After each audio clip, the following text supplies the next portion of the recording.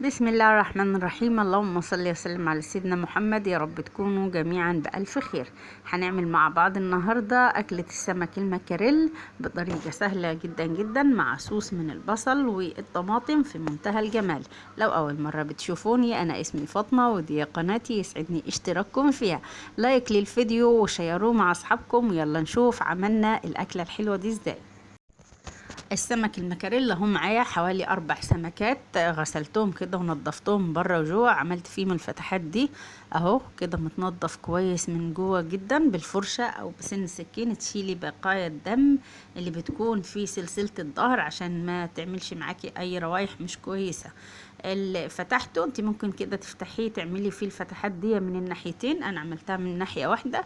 وبعد كده دعكته في معلقة طحينة وسبته حوالي 10 دقايق، ورجعت شطفته زي ما احنا شايفين، وكنت حطاه اهو على وشه في مصفى علشان يصفي اي مية موجودة فيه. طبعا الخلطة اللي هنسوي بيها صينية السمك عبارة عن عودين من الكزبرة او البقدونس، وعودين من الشبت، وراس توم. وهنا الفلفل حسب ما يكون متاح عندك، انا معايا فلفلاية خضراء وفلفلاية حمراء. وبالنسبة للتوابل البهارات الاساسية معلقة كمون ومعلقة كزبرة والملح حسب ذوقك الشخصي، ونص معلقة من الكاري. هناخد ده كله في الكبة او مطحنة الخلاط ونطحنه كويس لحد ما ينعم معانا زي ما هتشوفوه دلوقتي.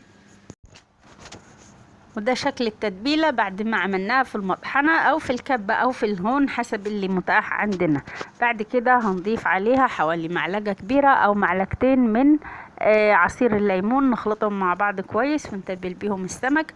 ولو انتوا وصلتوا معايا في الفيديو لحد هنا ونسيتوا تحطوا اللايك، يا ريت تحطوا اللايك فضلا وليس امرا، واللي ما اشتركش في القناة ينورنا بالاشتراك علشان القناة تكبر بيكم.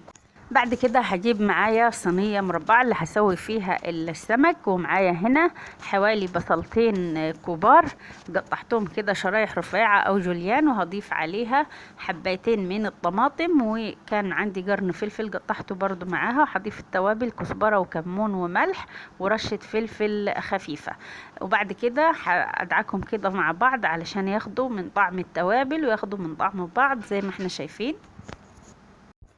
اخدت منهم معلقتين البصل دول زي ما احنا شايفين. بعد كده هجيب السمك.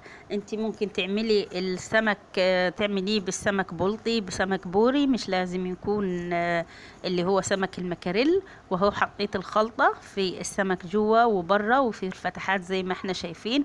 واخدت من البصل وحطيت كده في بطن السمكة بالشكل اللي احنا شايفينه. السمك اكيد بتقولوا كده مال شكله او شكله مش طازه، هو فعلا يا جماعه السمك ده مش طازه.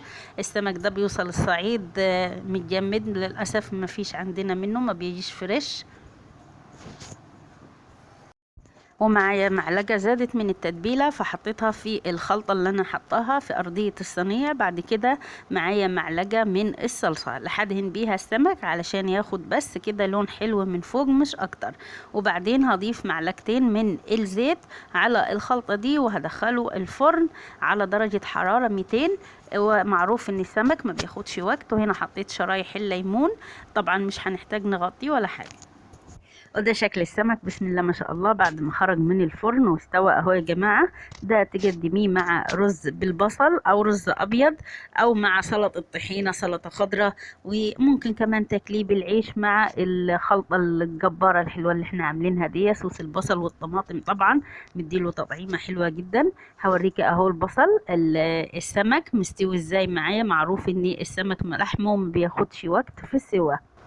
لو انتوا وصلتوا معايا في الفيديو لحد هنا ونسيتوا تحطوا اللايك، يا ريت تحطوا اللايك فضلا وليس امرا، واللي ما اشتركش في القناه ينورنا بالاشتراك. اشوفكم في الفيديو القادم ان شاء الله. السلام عليكم.